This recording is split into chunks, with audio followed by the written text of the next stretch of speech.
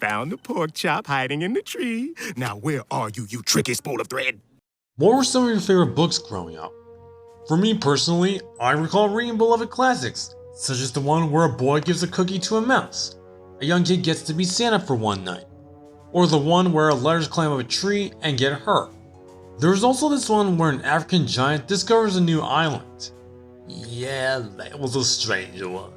However, there was a certain book stories that stimulated me as a visual person, where you had to find multiple objects. I Spy. I Spy was a series of books with elaborate photos, with various objects scattered or hidden on the pages.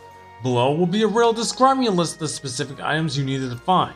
Some will be easy to locate, others will be much more difficult. There have been other books with a similar execution, such as Where's Waldo and Lookalikes, but I Spy is the one that appealed to me the most.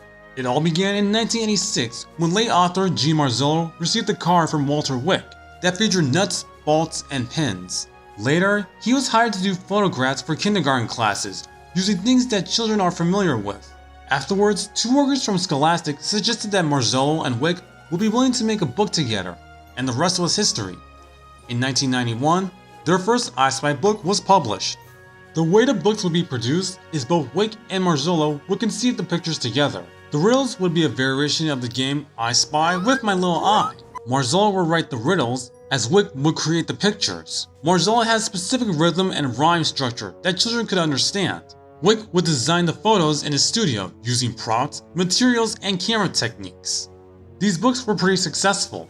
They helped children teach language arts skills such as rhymes and alliteration. Best of all, this series appealed to not just children, but people of all ages. The success of I Spy led to 8 original books, 5 challenger books, board games, a TV show that aired on HBO Family, and what I'm talking about today, the games. Beginning around 1997, Scholastic teamed with Black Heron Productions to produce CD games based on the books. The first one was simply titled I Spy, based on I Spy School Days. President Matthew Schlinger stated that this was a great opportunity to showcase the company's talent. And talent they had, because they did a great job translating the books into fun media. Especially since, according to a producer from Scholastic New Media, Black Hammer was committed to making the game within budget and schedule constraints, without sacrificing gameplay or interactivity. So for this review, I decided to play and look at the games and see if they still hold up even today. I'll be discussing the gameplay, story, graphics, and any other elements I feel should be brought up. But since we're talking about computer games, there's one place I should be.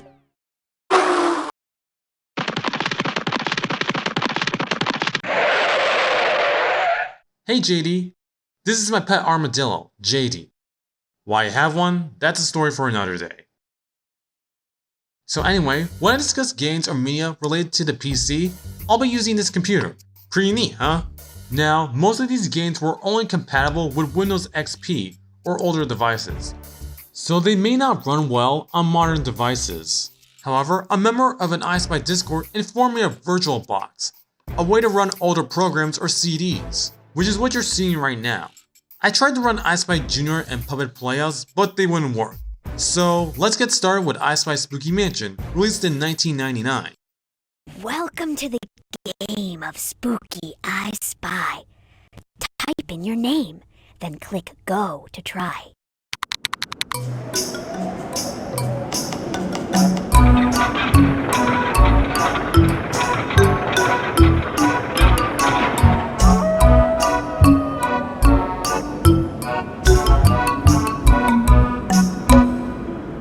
Enter if you dare. You're in for a scare.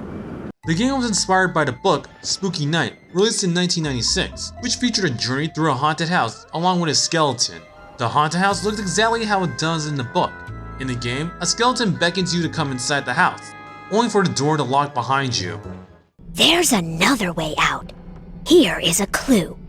Behind the picture frame is a puzzle for you. A secret message puzzle is revealed behind a frame, describing the way to get out. You'll need 26 pieces to put the message together. There are 13 rail locations with 2 rails each, equaling 26. The rails can be found throughout the house, including the living room, the kitchen, the library, the bedroom, and the attic, as well as a secret room behind a bookcase. If you're familiar with I Spy, you know exactly how these games play out. It's essentially like a game version of the books. There's a riddle and you need to find hidden objects in the picture. Some of these objects are very hard to find sometimes, especially the small objects or ones greatly camouflaged into the background. The objects can take the form of a shape, like a star or a car, or they can be a play on words, like a ruler can be described as a foot with no toes. Once you click on an object, it animates and plays a jingle or sound effect that's either weird or terrifying.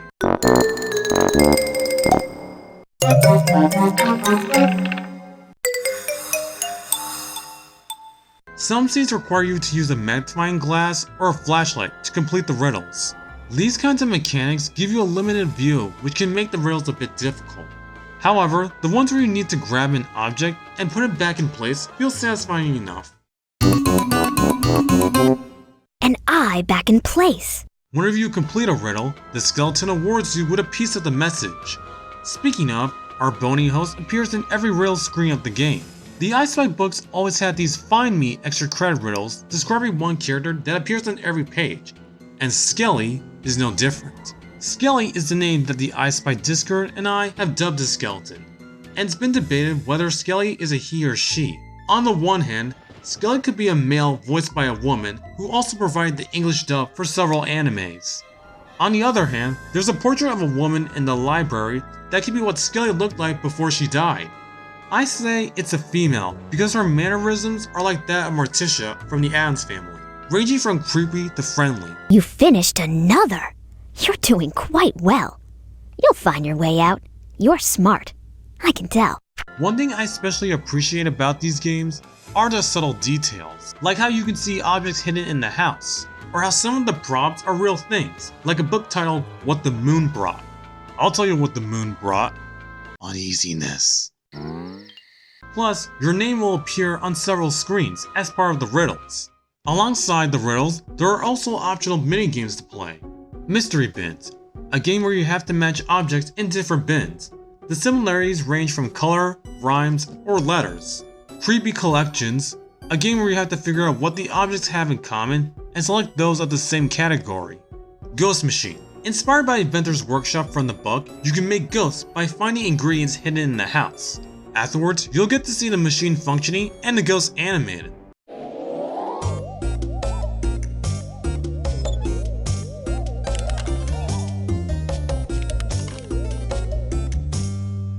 The way to get out of the house is described in a Rebus puzzle. Wick had mentioned that Marzollo loved Rebus puzzles, and it's great that both people were creative consultants on these games. If you were to compare pictures from the book and the game, you could tell where the developers took inspiration from. To get out of the house, you need to follow 3 steps. Play Creepy Collections and match the keys. Here is the key you're looking for. Did you know? It opens the mystery drawer. Next, go to the living room desk and click on the keyhole and play Mystery Bins to match ingredients. Me and the lantern. Then go to the Ghost Workshop to make the Get Out Ghost.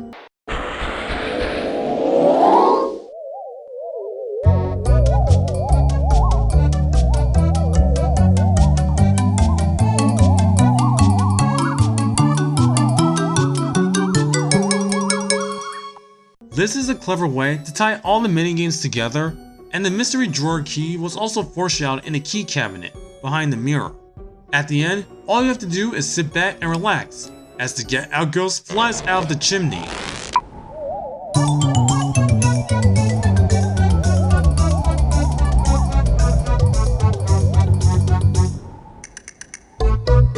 At the end of the game, you get a certificate with your name displayed that you can print out. Since I played this game on VirtualBox, a virtual program, I couldn't print it, but I imagine it was very satisfying for children to print out their accomplishments. Speaking of printing, I can't forget the Make Your Own I Spy game. It's self-explanatory. In this activity, you can use and rotate props to make your own pictures. You can record and play audio, type your own riddle, and load, save, or print your pictures. This was a staple of the early I Spy games, and this was a good way for kids to embrace their creative side. This slideshow demonstrates how the game was produced, including using the book for concepts, recording music, buying props, digitally editing backgrounds, etc. I imagine this is how the other I Spy games are made. After you get the certificate, you can play the game again, and frankly, why wouldn't you? The original Spooky Mansion nails down the spooky vibe with its imagery, music, and sound design. Scaling makes for a great host, and there was so much effort and creativity put into this game. Same for the other I Spy games. Speaking of, let's continue to the rest.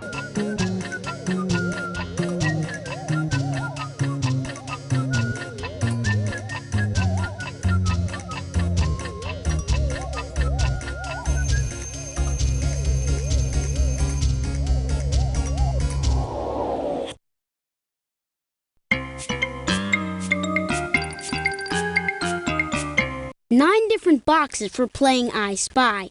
Choose one and click. Give it a try. Next up is School Days, which was, of course, based on the book. It featured various school-related pages such as numbers, the playground, and the alphabet. This is a re-release of the first I Spy game, released in 1997-1998, with only some new content. You're presented to 9 colored boxes, each displaying an activity or world. If you need help, click the question mark, although you probably won't. Let's start with Oops Hoops. The game is inspired by sorting and classifying. Some of the objects are even the same. There are hoops containing objects of the same type. You need to grab and place those objects in the missing spaces. When the hoops intersect, you need to put objects in the intersecting area. This is a great way for kids to learn about comparing, classification, and more importantly, Venn diagrams. Sometimes the objects are very specific, like spotted animals or aquatic animals, although it can be hard to identify what some objects are, like this section. So we have metal items, metal grocery store items, and, I don't know, metal odds and ends. You can race against the clock and beat your time. It would probably take at least 2 or 3 minutes, or shorter. Also, what's this yellow bug toy? I'm sure it's not important.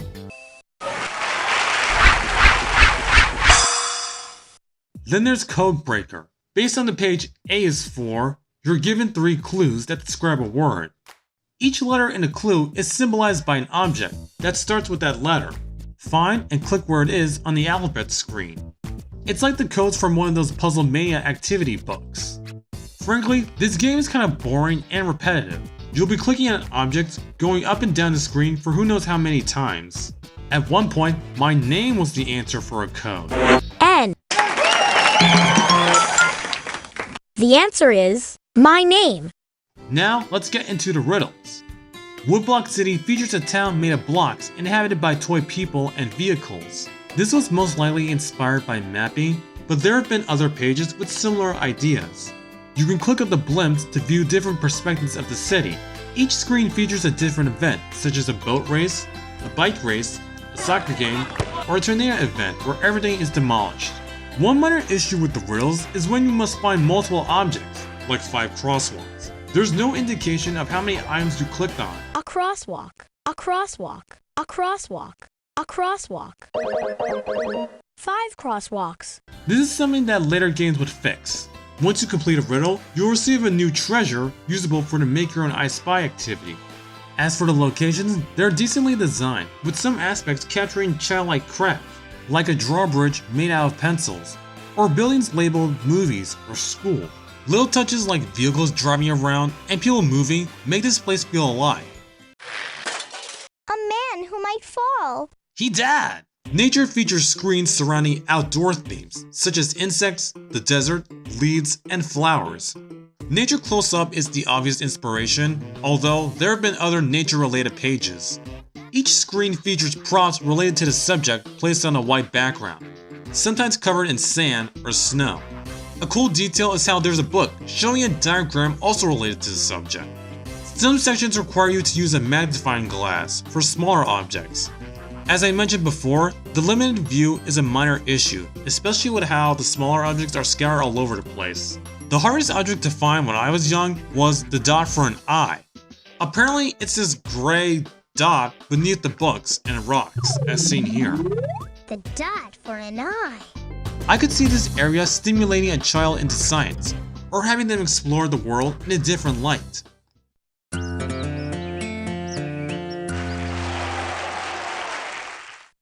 Now, let's move on to craft projects. This is the part that's exclusive to this game. Craft projects features different arts and crafts based on a singular theme, such as dinosaurs, music, space, etc. There have been several pages that also have craft projects, and it would have been cool to see riddles inspired by those. Your name will appear throughout these areas printed on a random item as part of a riddle. But trust me, I didn't make this handprint or this Valentine. The Valentine's Day crafts remind me of Be My Valentine, and the dinosaurs remind me of Stegosaurus, both from the book. Once again, I'll give credit to the little things I admire. The green striped Stegosaurus is also seen in the Stegosaurus book page. Ever hear of Picosaurus? That musical clown can play a mean double bass. There's a brief Jaws reference with the hammerhead shark. And there's also references to real-life sea creatures, like the unicorn fish, the bottlenose dolphin, and the filler crab. The appeal of craft projects and all the I Spy games in general is how creative or silly the animations are.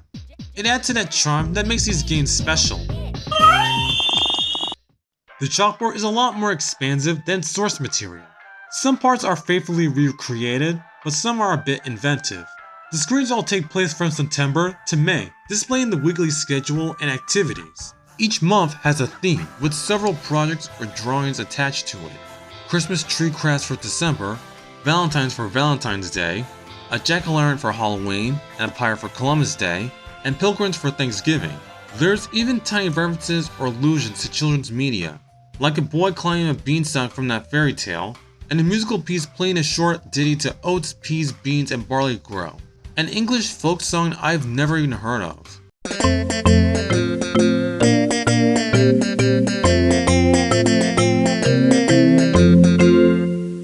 Oats, peas, beans, and barley grow.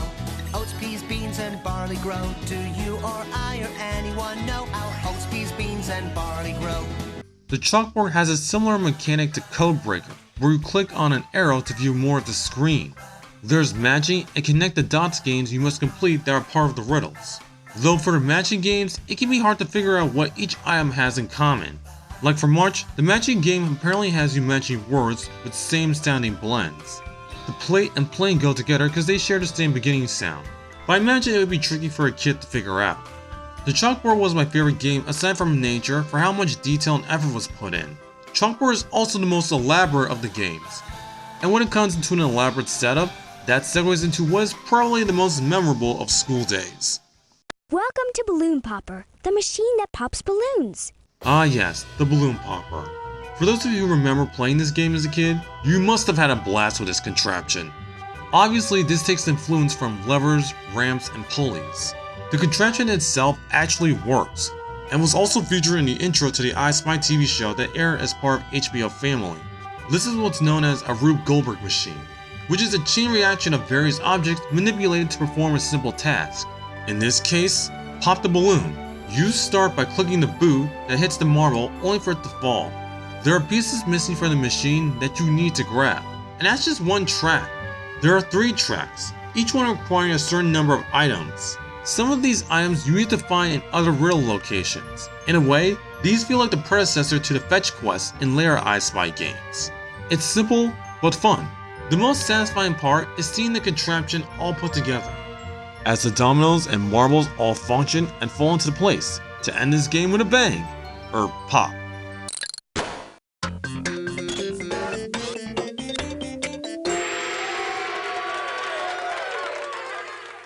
Then there's the Make Your Own I Spy game. Same as Spooky Mansion, only this time you can use treasures you earn in the riddles. Otherwise, there's not much to say. Except for one last box. Find me. Once again, we have another Find Me character that's hidden throughout the entire game. When you first click on the small brown box, you're given a riddle that describes the object. Spoiler alert, it's a yellow ladybug.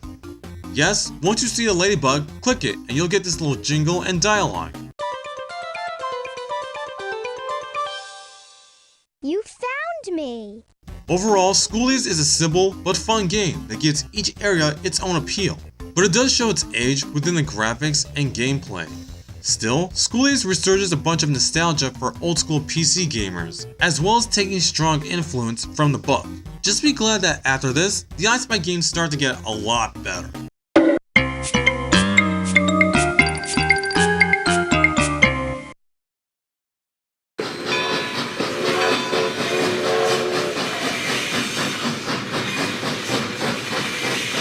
Last stop, Smuggler's Cove.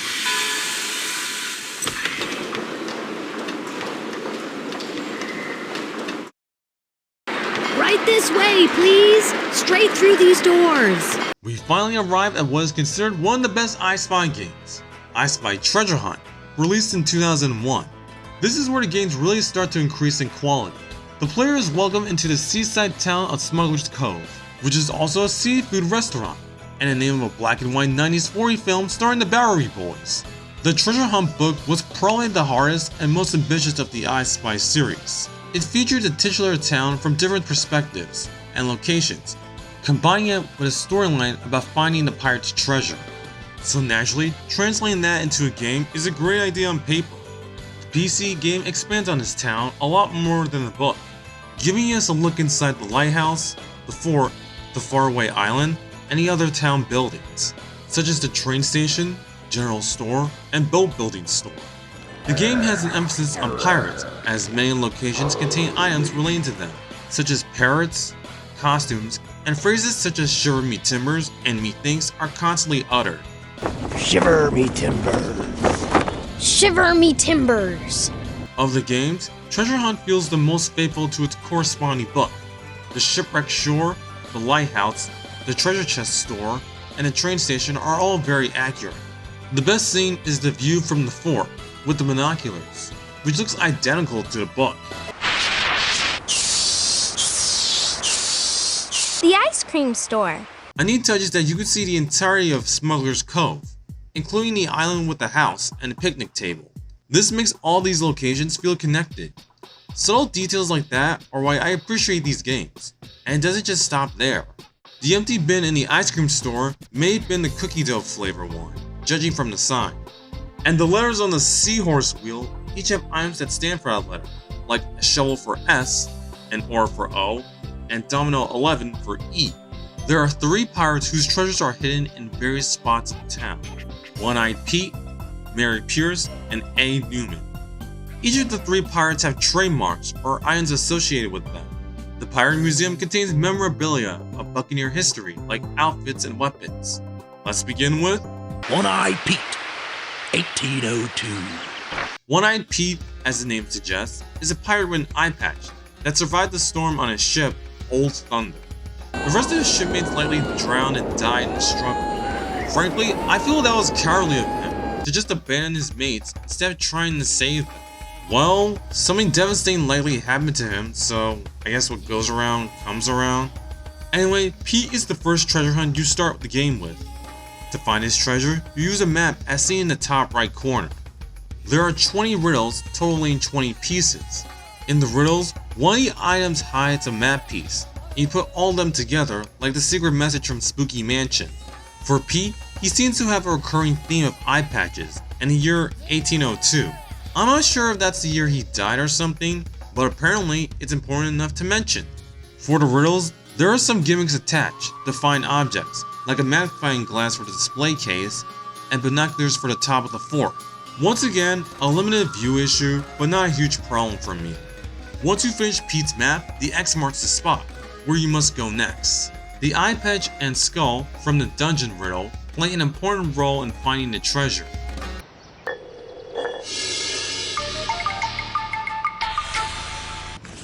This isn't the treasure?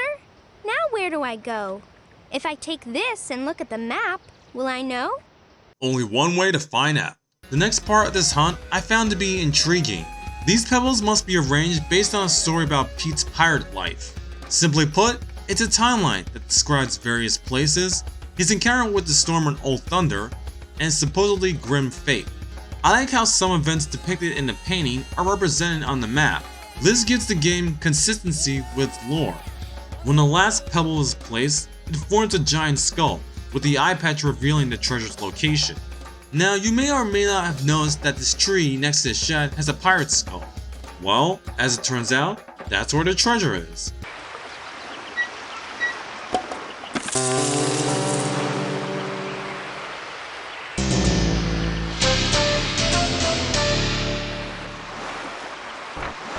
As I mentioned before, the note states that something terrible happened to Pete after being thrown in the dungeon. The note is phrased in a similar manner to the one from the last page of the treasure hunt book. You can also print a picture or interact with the treasure. Once that's done, you can start a new game with a different treasure hunt.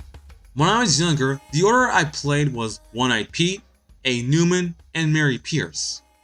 The order that I played for my review was One-Eyed Pete, Mary Pierce, and A. Newman. So let's tackle Pierce next. Mary Pierce, 1743. Mary Pierce is a female pirate who would disguise herself as a man plundering other ships. Her design depicts her as an Anne Bonny type of some sort. Her initials are a recurring part of the riddles, and her mustache can be seen in the display case. Her map is in the style of a Rebus puzzle. You need to collect 5 objects that each have pictures describing the treasure's location. These aren't just things Pierce used in her pirate times. They're also things that were part of the riddles, which makes them feel connected to the journey. So pulling on the sword and the stones reveals Mary's secret cave treasure. Unlike One-Eyed Pete, it's unclear what happened to Mary, but hopefully it wasn't as grim. This candle also reveals a message that says, "Think of me." The same message also appeared in the cave page, so I wonder, could Mary Pierce have existed in the book?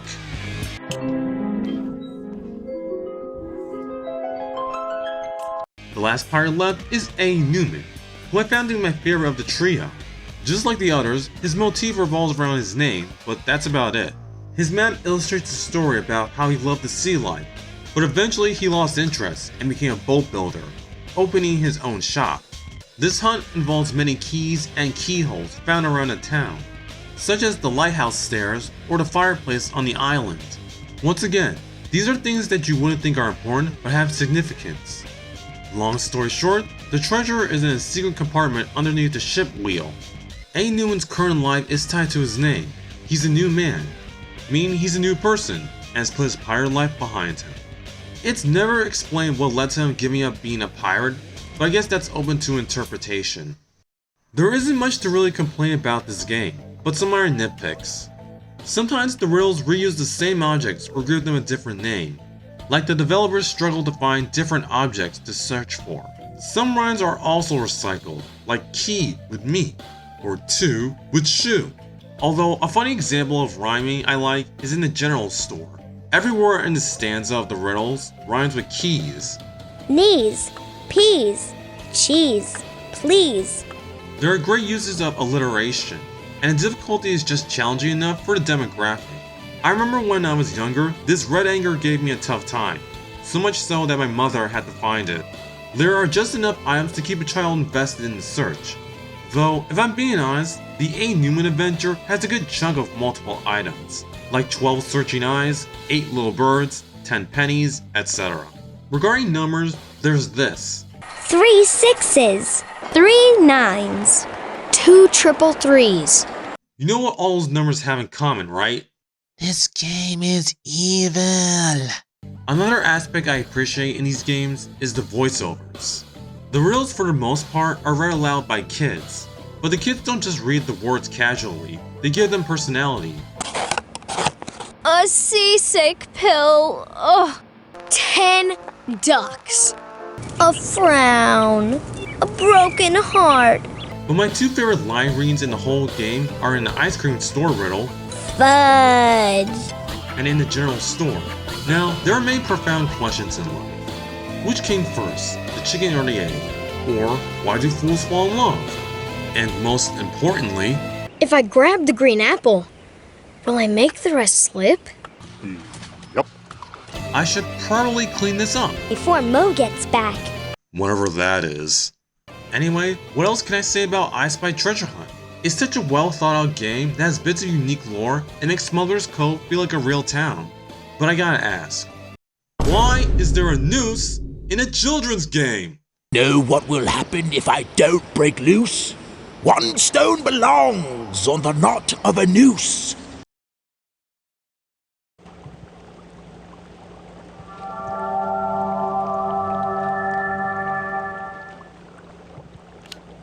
now, we've come to one of my personal favorites of the games, I Spy Fantasy, released in 2003. By now, you know the drill. Again, here's the book, here's the game, it's great. Here's why. After entering your name, your home screen is a kid's bedroom with 3 worlds to explore. A fish tank for the ocean, a toy rocket for outer space, and toy knights and a dragon for the sandcastle. All these were pages in the book. Every time you beat each world, the difficulty increases, with some of the objects being harder to locate. There are 6 riddles per world with 3 levels of difficulty, totaling 54 riddles. Once again, there are mechanics used to help solve the riddles. A flashlight for the creepy underwater cave, a telescope, and the best one, a microscope, showing bugs ranging from 1 to 5 to 10 times. Let's start with the ocean. This is my favorite of the worlds.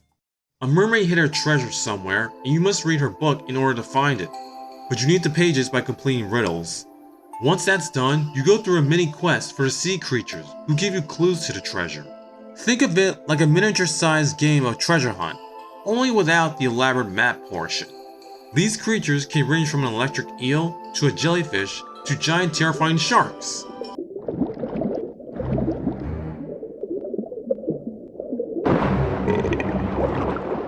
Most of the animals are created by toy company Safari Ltd, although it looks as if some of them were slightly edited for the final product.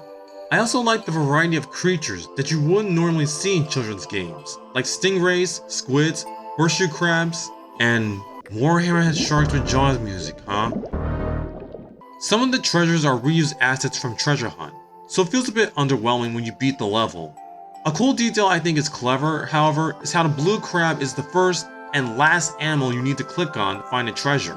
It's a nice bookend to the ocean adventure.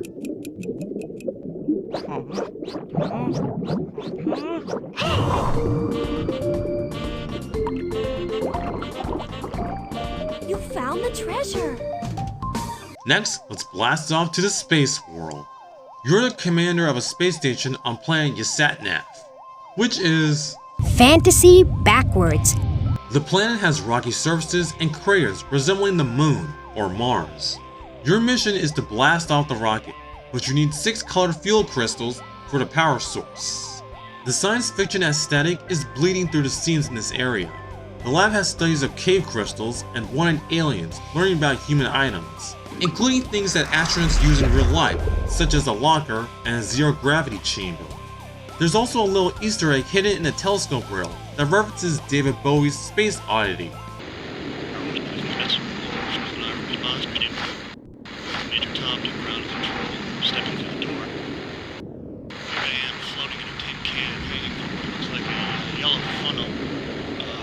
I found this out from this video.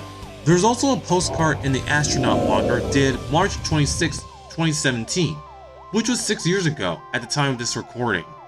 Wonder what else happened that day.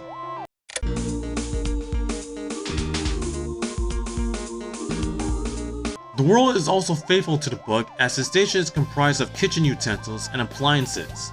I also love the red, orange sky contrasted against the various shades of purple. Once you put the crystals in, it's time to skyrocket. Or so you think. 7. Checking circuit board. Error detected. Error detected. Apparently, someone forgot to check this rundown circuit board and needs new parts inserted. A computer guides you throughout the station to find them, all of which are metallic, of course. Once that's over with, now it's time to blast off. 7. Checking circuit board. Error detected. Nah, just kidding. 5, 4, 3, 2, 1. Blast off!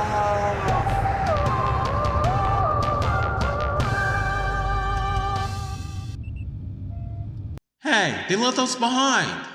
Now it's time for the sandcastle adventure. Here, the princess has been captured and thrown away in the dungeon. The king or queen I guess don't know about this, and the knights can't do it themselves. Probably due to them jousting with pencils and nails. The interior of the castle looks remarkable. Almost every room is surrounded by sand bricks and decorated with banners, pennants, and chests. The first floor has a neatly woven tapestry and an armory with a terrifying helmet, while the second floor shows knights fighting on a tower and a giant falcon. The most impressive screen is this crown. It's elegantly designed and textured, with each of the jewels being hidden objects like buttons or eyes. And in the lower level is the dungeon, where the princess rests. She's blocked with a gate with locks, which requires 6 keys and... hey, wait a minute. 6 pages, 6 crystals, 6 keys... oh, no. Anyway, you need to put the keys in the same shaped locks. Easy enough, but then you encounter...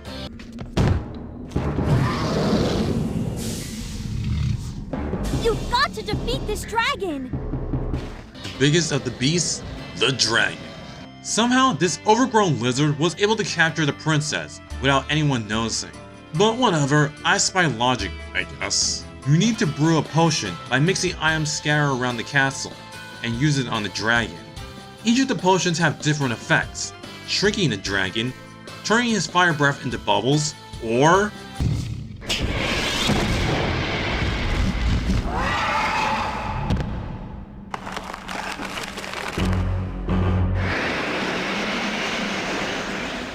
disintegrating into sand.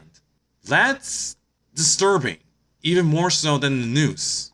The dragon was apparently made by a company called Lenka Novelties, but I can't seem to find it. The School Days Ladybug and this dragon are the only things the iSpy Discord can't seem to find. What I can find, however, is more aspects I appreciate, like the music.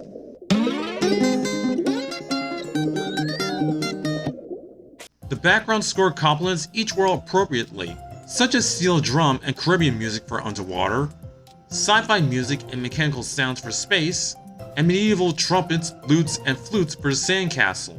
One of the composers, John Keefe, would go on to compose for Bob's Burgers. And the music score was produced by a company called Bong & Dern, which also composed music for other games and shows. And now for my favorite parts of the game, the animations and sound effects. I already talked about how clicking on an object causes them to animate, but the iSpy games are notorious for having bizarre sound design. But I like how creative the team got with these. Here's a few examples I love.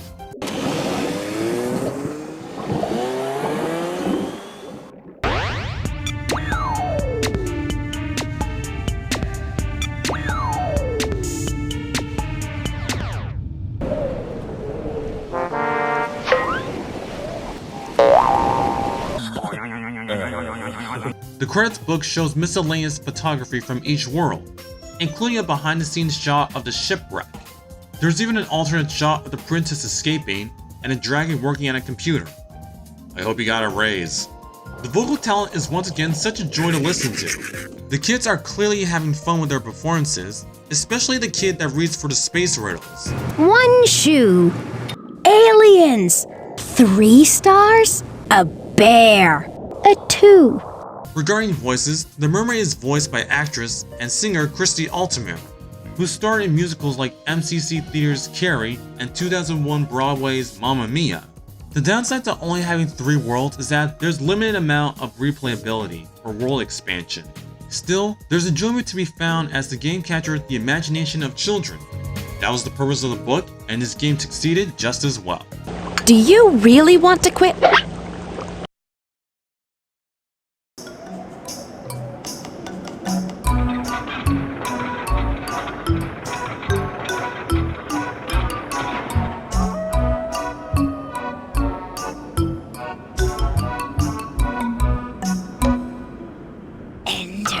Dare. You're in for a scare. And thus, we return to the horror fest of Spooky Mansion. Deluxe. Released in 2005, this is an update of the 1999 Spooky Mansion, complete with new riddles and adventures. I already outlined the details of Spooky Mansion, so I'll tread as little as possible. Skelly beckons you to come in, the doors are locked, and there's a secret message describing the way out. Except this time, you need 15 pieces instead of 26. Most of the riddles are exactly the same, but others are new. Most of Amy Birnbaum's dialogue is recycled, while others are either exclusive or re-recorded in this game. You've solved one more riddle. Here's puzzle piece 4. It goes in the message frame by the front door. You did it again! Here's puzzle piece 4. It goes in the message frame by the front door. Some of the riddle screens remain unchanged, while others receive overhauls. Creepy Collections, Mystery Bins, and Ghost Machine were all minigames in the original. Now, they're part of the story or mandatory. For the first adventure, instead of 3 steps, there's only 1 step: to go to a library, pull 3 books, and a bus to reveal a secret room. The secret room was already an existing riddle in the original, but now it's a private study. It's decorated with small features like a picture of Scally and her mother, just like in the book, and a map of the haunted house. But enough admiration about her decor, time to escape out a window. You've escaped my house. Well done. But this game has just begun.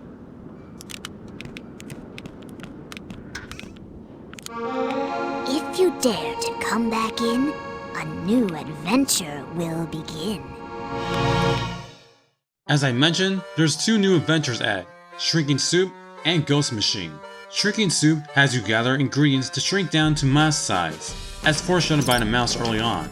As you would probably figure, the riddles become more difficult with harder objects to find. The secret room becomes a riddle location now. This is probably the lousiest mission in the game, because despite getting 15 ingredients, you only need 6 of them, which makes this adventure feel tedious. The soup requires some strange components like eyeballs, bug spice, and... I hope that's ketchup, which isn't much better. Then you take a spoonful near the mouse hole and travel through.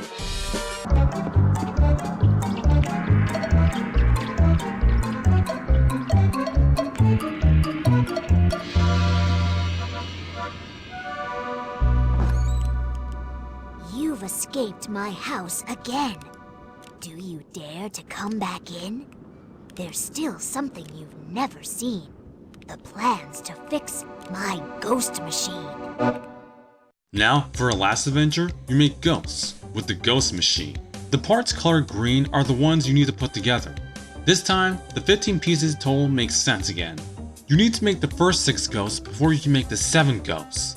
The segments are the same as before, but the best part is, to make the 7 ghosts, you need to capture the other 6, which brings things full circle. The last thing you need to do is click on Skelly, and the Get Out Ghost shall be free. At the end, there's no certificate, but a heartfelt goodbye from her. Spooky Mansion Deluxe was certainly an improvement over its predecessor, with new content and gameplay, but if you played the original already, this can feel a bit repetitive.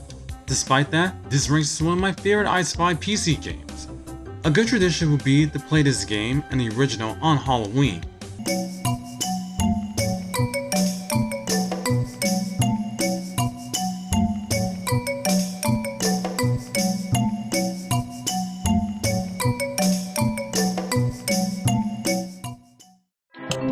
I Spy Mystery. Now we're almost in the home stretch for the PC games, with I Spy Mystery released in 2006. Now, Mystery is one of my favorites of the books, as each page was elaborately photographed, containing tiny mysteries for the readers to solve. But the PC game doesn't go that route. Instead, Mystery opts for 13 case files. Each file contains a mystery to solve with photos of riddles. The photos are all screens from Fantasy, Treasure Hunt, and Spooky Mansion Deluxe. Some screens remain the same, but others look as if they were photoshopped, with various objects just added in digitally. Then again, that's how I Spy Spooky Mansion was made, as well as all the other games. For what it is, it's cool that the developers turn regular transition screens into actual riddles. But frankly, I feel this is the weakest of the PC games. On the one hand, it's neat how the game tried to mix the 3 aforementioned games together. On the other hand, because the screens are straight recycled, you'll probably remember where most of the objects are, so that takes away the challenge. There's also weird instances where they recycle music or didn't remove sound effects. Mysteries like Broken Machine, Locked Gate, and Pirate's Map feel like minimized versions of their respective games.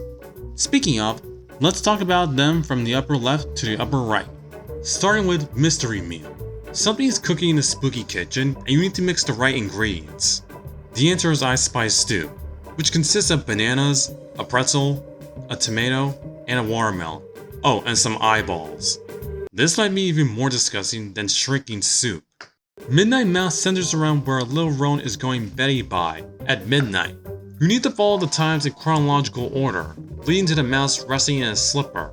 Case files like this and the previous one combine screens from all 3 games, which is a nice touch. Unfortunately, mysteries like this are very short and simplistic, which is kind of a trend for these. 4 letters have postcards and notes describing the same character. What I found interesting is how this mystery tries to tie fantasy and treasure hunt, implying they take place in the same universe.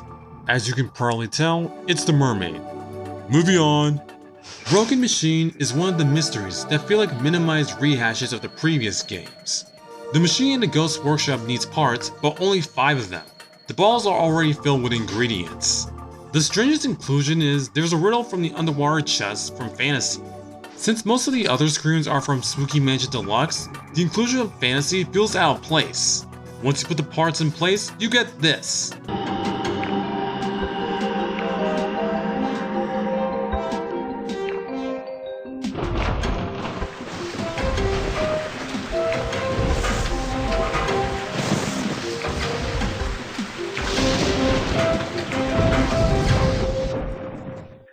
Instead of creating ghosts, it creates thunderstorms. Basically, a weather machine. In Nightfall, you must figure out which knight is about to take a dive. This mystery reminds me part of a riddle from the fantasy book about a knight who fell off the castle.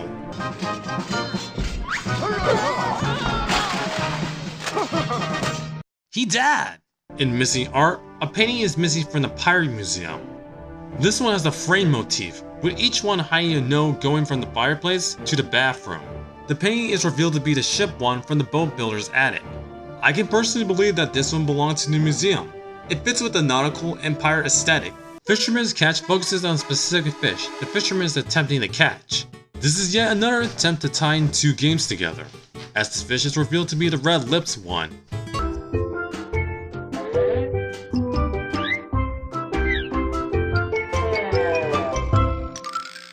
Old Thunder is one of the better mysteries. For instance, this case file implies that One-Eyed Pete's ship is the same one found in Fantasy's shipwreck scene. This one has a lightning bolt motif. Otherwise, the animation of Old Thunder is relatively the same. Pirate's Map. It's just a shortened version of One-Eyed Pete's hunt, but with only 5 riddles. The map has been slightly altered, and the treasure reuses assets from all 3 pirates. Lock Gate, unfortunately, I found to be the worst mystery of the game.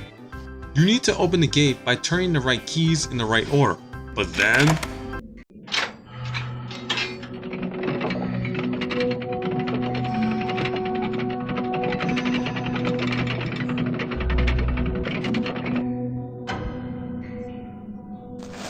Watch out!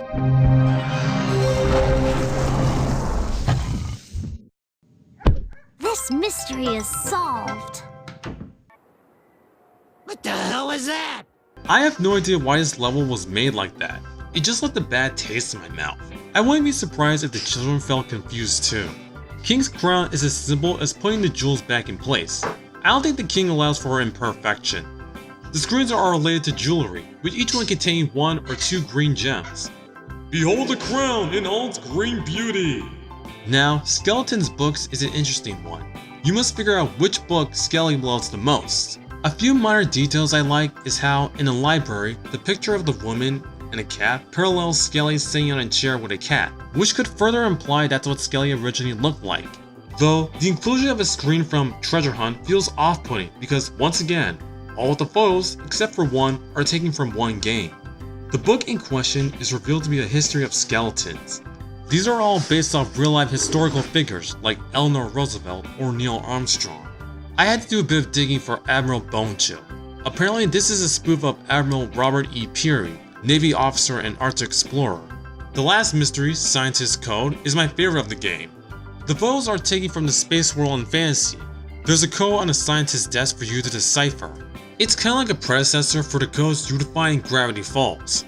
Honestly, I think children can make up their own secret messages if they wanted to.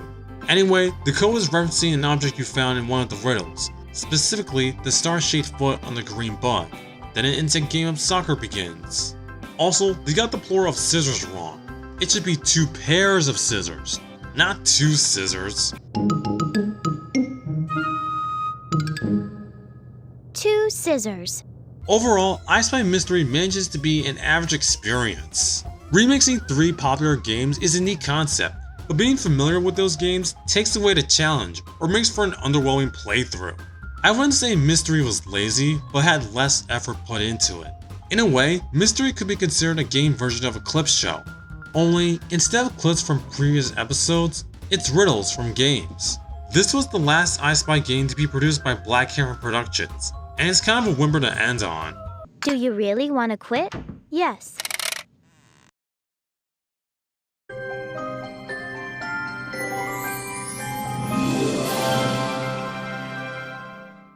And thus, we arrived at the last CD game to date. I think I got this at a Scholastic Book Fair back in 3rd grade. Maybe, whatever. Only this time, it wasn't produced by Black Hammer Productions, but Artech Studios, a now-defunct Canadian game company that developed Raises Hell for the Xbox, and Jeopardy for the PlayStation. Aside from that, the menu screens, navigations, and gameplay remain mostly the same. You're introduced to the I Spy Carnival, where you need to earn tickets to enter the funhouse by, what else? Solving riddles. Each attraction or location takes inspiration from the books, of course, while others are exclusive or unique, like the rodeo-themed Bullseye game or the carousel ride. Pony. You can navigate around the carnival like in Smuggler's Cove. The gumball machine reminds you of Lost in Marbles from the Mystery Book, with shiny textures, round objects, and obscured objects. The vintage circus poster integrates 3D effects. In general, most of the scenery looks colorful and vibrant, making good use of lighting and color palettes, as well as being decorated in circus paraphernalia. It really captures the carnival vibe. I've certainly had my share of going to amusement parks, but there's one thing I'm glad isn't present. It's the clowns from the book.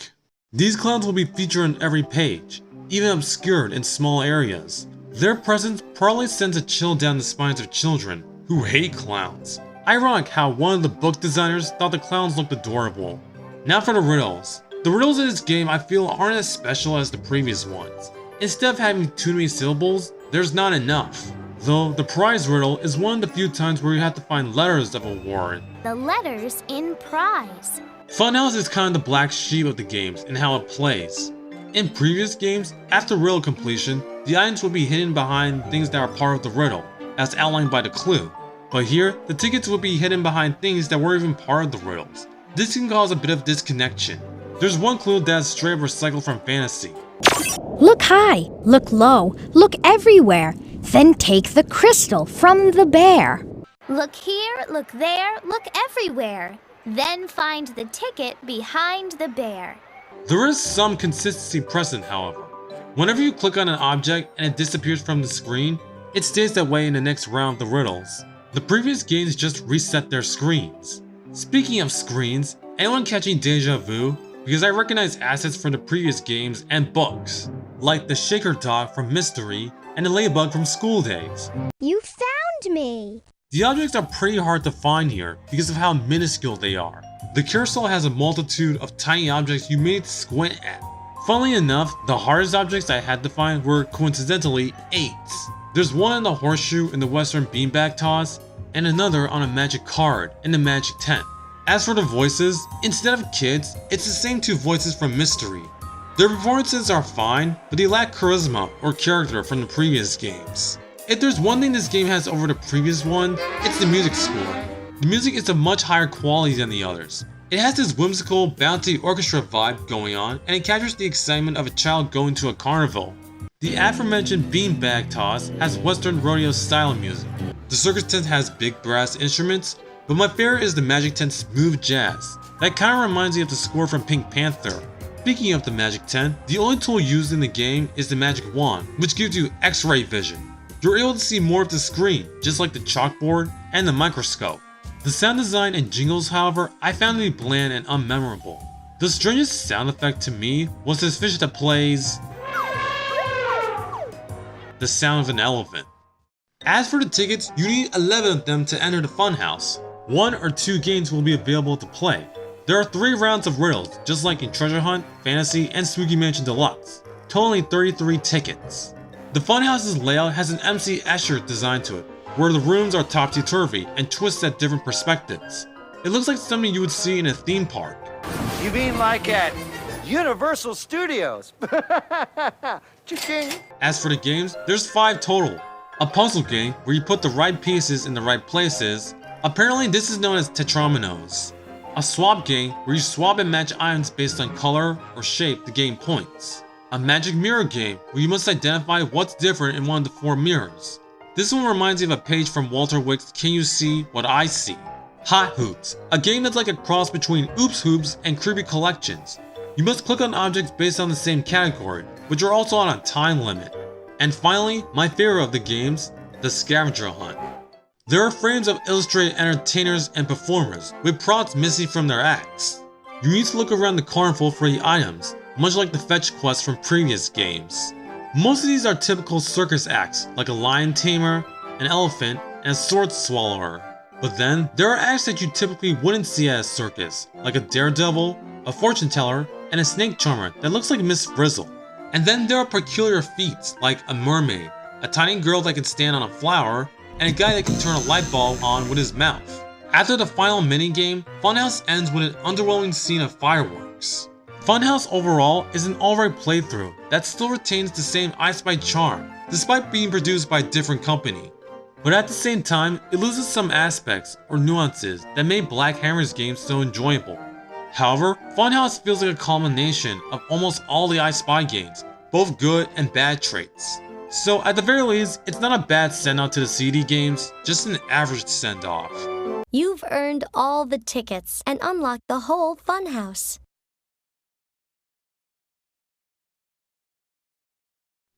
Okay, correction. Remember when I said I couldn't get Junior and Puppet Playhouse to work? Well, eventually I could. I had to restart VirtualBox. Honestly, I don't have much to say about these games, outside of they are targeted for younger demographics. So much of the games are pretty simplistic and less challenging. So, yeah. And those are the I Spy games. How do they hold up? These games are still a joy to play for children, and even as an adult. Black Hammer Productions, and to a lesser extent, Artech Studios successfully managed to recreate the spirit of the Seek and Find series, while adding a flair of style and innovation. However, some of the gameplay felt repetitive or padded out, the riddles' difficulty fluctuated, they weren't as unique as the ones from the book, and the presentation and quality of the game started to dwindle around mystery. Spooky Mansion and School Days are of low quality due to being made by older programming. Treasure Hunt has the best setup and exploration. Fantasy has a great sense of imagination, but limited exploration. Mystery just felt like a way for Black Hammer to reuse assets with little effort. And Funhouse is of higher quality and presentation, but lacks the charm from the previous games. Still, if you want to introduce your children to these relics of the past, there are still some copies available on Amazon or eBay. An alternative method is to download the versions from Internet Archive. I also recommend downloading VirtualBox, so you can play older CD-ROM games on newer devices. But don't get the ones on Big Fish Games. For some odd reason, they remove a bunch of content. Thank you all for watching. I'm AJ Pearson, and until next time... I wonder who that could be.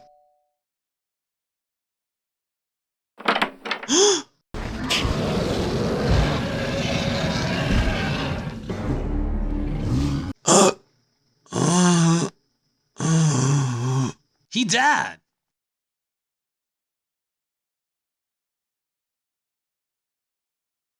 You've watched the season finales. You've seen the biggest events of the season. Now get ready for reruns? I don't think so. Snugganooch! ABC's got brand new episodes of a brand new series. I give you the future. Clerks premieres next Wednesday on ABC.